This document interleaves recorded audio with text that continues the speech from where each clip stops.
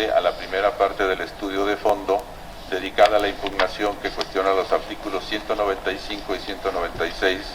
del Código Penal del Estado de Coahuila de Zaragoza, relativos a la tipificación de la conducta de aborto autoprocurado o consentido. Y les comento a ustedes que la institución accionante sostiene que estas normas son inconstitucionales porque violentan los derechos de autonomía y libertad reproductiva de las mujeres al establecer un tipo penal que prohíbe y sanciona la interrupción del embarazo en la primera etapa de gestación. Al respecto, la pregunta clave que se identifica consiste en determinar si resulta constitucional sancionar con pena de prisión a la mujer, y debemos decir a las personas con capacidad de gestar, que decide voluntariamente interrumpir su embarazo, y en su caso a la persona que con consentimiento de ella ejecute ese acto. Lo que pone de relieve que nos encontramos ante uno de los casos, creo yo, de gran importancia que puede analizar un tribunal constitucional como el nuestro, en virtud de los tópicos centrales que la temática exige revisar. Considero incluso que se trata de un carácter histórico de esta decisión, además de dar continuidad a la importante labor de respeto y defensa de los derechos humanos que hace esta Suprema Corte de Justicia de la Nación y que se funda en la constitucionalización del derecho a decidir y lo coloca por primera vez en el centro del debate, además de a las mujeres y a las personas con capacidad de gestar, y habrá de erigirse como un primer pronunciamiento de un tribunal constitucional en Latinoamérica sobre el uso del derecho penal en relación con la interrupción voluntaria del embarazo. Desde este punto de vista, el tratamiento que se da a la problemática analizada en el proyecto no es de ninguna manera una posición de establecer o defender un supuesto derecho al aborto.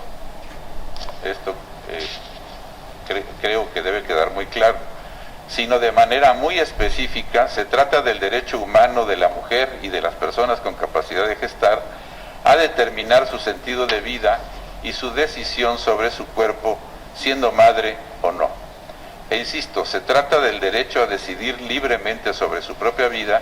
y a evaluar si al tomar una decisión al respecto debe o no ser sancionada penalmente. De esta forma someto a su consideración la oportunidad para que este país y este Tribunal Constitucional de la República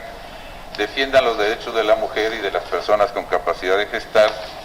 para tomar la decisión sobre su vida, su cuerpo y su libre elección a ser o no ser madre, sin que pese sobre ella una sanción penal de cualquier tipo, por benigna que parezca, generándole un estereotipo de delincuente cuando no debe ser así y propiciando con ello imposiciones, transgresiones y discriminación sobre su libertad y sus derechos. Tomando en consideración que la interrupción del embarazo y en específico el debate en relación con su penalización constituyen controversias de la mayor relevancia, la propuesta que presento ante ustedes se aparta de las concepciones absolutas o extremas. Por el contrario, se centra en una narrativa jurídica propia del contexto actual que responde a los cambios y a la dinámica cultural de la sociedad mexicana y que tiene sus bases generales en los principios fundamentales que definen al Estado mexicano, como son democracia, laicidad, pluralidad y la propia vocación social de la Constitución Política de los Estados Unidos mexicanos, a través de un discurso de derechos fundamentales y desde la razón pública. Desde un análisis con perspectiva de género, el primer apartado de esta consideración se centra en reconocer la existencia del derecho a decidir, entendido como la libertad que le permite a la mujer elegir quién quiere ser en relación con la posibilidad de procrear, considerando que en la maternidad subyace la noción de voluntad y del deseo de que la vida personal atraviese por tal faceta. Este derecho reconoce a la mujer y a las personas con capacidad de gestar como las únicas personas titulares de su plan de vida a partir de su individualidad e identidad propia, lo que constituye la raíz de la obligación estatal de brindarle un ámbito de protección y no el de una sanción. Esta prerrogativa, cuya fuente se localiza en los artículos 1 y 4 constitucionales, es el resultado de una combinación particular de diferentes derechos y principios, concretamente la dignidad humana, la autonomía y el libre desarrollo de la personalidad, el derecho a la vida privada, a la igualdad jurídica, así como a la libertad reproductiva, todos ellos asociados al concepto esencial de que la mujer puede disponer libremente de sí misma y puede construir su historia de vida y destino de manera autónoma, libre de imposiciones o transgresiones. Desde esta concepción, la propuesta afirma que no tiene cabida dentro de la doctrina jurisprudencial de este Tribunal Constitucional un escenario en el cual la mujer y las personas con capacidad de gestar no puedan plantearse el dilema de continuar o interrumpir su embarazo, pues ello equivaldría a asumir que su dignidad y autonomía personal pueden modularse y restringirse en función de supuestos basados en un constructo social que, antes que personas independientes, las configura solo como instrumentos de procreación. En el análisis sometido a su alta consideración, creo que no tiene cabida una postura de corte paternalista que apoye la idea de que las mujeres y las personas con capacidad de gestar necesitan ser protegidas de la toma de sus propias decisiones sobre su salud sexual y reproductiva. Por el contrario, su derecho a decidir constituye un instrumento de materialización de sus derechos fuente. Es refractario al control estatal basado en arbitrariedades o prejuicios, asumiendo el proyecto a las mujeres y a las personas con capacidad de gestar como un centro independiente de decisión y como un mecanismo de reconocimiento en toda su dimensión, incluyendo notoriamente las implicaciones específicas de la realidad mexicana que no se pueden ignorar, destacadamente las problemáticas asociadas a la falta de educación sexual y acceso a métodos anticonceptivos, así como a la marginación social y económica. En los términos que se plantean, las implicaciones concretas a través de las cuales se debe promover, respetar y garantizar el referido derecho de libertad fundamental son: a. La educación sexual como piedra angular de la política pública en materia de salud reproductiva. B. El acceso a información y asesoría en planificación familiar y métodos de control natal. C. El reconocimiento de las mujeres y las personas con capacidad de gestar como únicas titulares del derecho a decidir la continuación o interrupción de su embarazo. D. La garantía que debe ser propiciada por el Estado de que la mujer y las personas con capacidad de gestar tomen una decisión informada en un sentido o en otro. E. Derecho a decidir que se puede manifestar en dos sentidos: desde luego continuar o interrumpir el proceso de gestación. F. La garantía de que las mujeres y las personas con capacidad de gestar que así lo decidan puedan interrumpir su embarazo en las instituciones de salud pública de forma accesible, gratuita, confidencial, segura, expedita y no discriminatoria, y en su caso, incluso con asesoría psicológica. Y G. Que el derecho a decidir solo puede comprender el procedimiento de interrupción del embarazo dentro de un breve periodo cercano al inicio del proceso de gestación. Este último alcance es resultado del delicado ejercicio de balance que supone el encuentro entre el derecho a decidir y el bien constitucional de la vida en gestación. El esquema de interpretación que se propone se encuentra guiado por la pauta de que ninguna prerrogativa tiene un carácter absoluto y de que por sus propias características ambos exigen un espacio de resguardo y defensa en el sistema jurídico mexicano. Esos razonamientos de la propuesta resultan de una labor de conciliación e integración con el propósito de reconocer que el concebido tiene el carácter de un bien constitucional, en la medida que se advierte una cualidad intrínseca en la vida en formación, cuyo valor se asocia a sus propias características, en tanto se trata de la expectativa de un ser con independencia del proceso biológico en que se encuentre, que manifiesta un desarrollo constante conforme avanza el proceso de gestación, lo cual se aleja del hipotético derecho de abortar. La obligación del Estado de procurar una esfera de resguardo a la vida en gestación también está asociada a la protección que en conjunto corresponde a las mujeres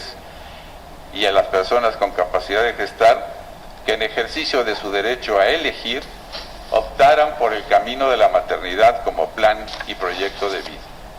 En esta narrativa, la propuesta destaca que el escenario que se advierte como aquel que mejor permite salvaguardar el valor inherente de la vida en gestación es el trabajo conjunto del Estado con la mujer embarazada, mediante el despliegue necesario de una política gubernamental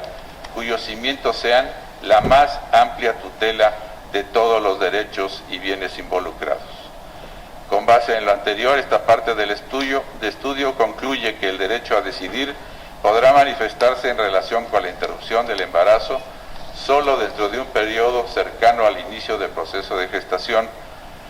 como un mecanismo para equilibrar los elementos que coexisten y brindar un espacio de protección tanto al concebido como a la autonomía de la mujer y las personas con capacidad de gestar. Por último, solo quiero enfatizar que este proyecto que someto a su consideración no constituye de ninguna manera una propuesta a favor del aborto o a la interrupción del embarazo, ni mucho menos la propuesta de la supuesta existencia de un derecho al aborto. Pues si bien se trata el tema, la realidad es que este proyecto está enfocado y gira fundamentalmente en torno a la dignidad de la mujer y a las personas con capacidad de gestar, al reconocimiento y respeto de su derecho a decidir libremente sobre su vida, de desterrar con ello actos que producen y perpetúan la desigualdad por el hecho mismo de ser mujeres, como ya lo he mencionado al comenzar esta presentación. Tampoco atiende a parámetros religiosos o morales que son propios de la vida privada y conciencia de cada persona y que quedarán a su decisión personal más íntima. Nadie puede obligar a nadie a la interrupción del embarazo. Simplemente, si la convicción personal es contraria al aborto, no lo deberán hacer, pero siempre debe existir la opción para quienes piensan de manera diferente. Por el contrario, el proyecto gira en torno exclusivamente de los derechos humanos que tienen la mujer y las personas con capacidad de gestar y que son reconocidos por nuestra Constitución General de la República. De ninguna manera se propone autorizar o promover la interrupción del embarazo, ni mucho menos asignarle un tratamiento de método de control natal, pues en todo momento se reconoce la trascendencia de tal decisión y que ésta pertenece en exclusiva a la esfera de privacidad de la mujer, de modo que justamente la propuesta versa sobre esa libertad. De lo que trata es de no generar en quienes lo hagan adecuadamente una consecuencia de tipo penal que las encuadre en calidad de delincuentes.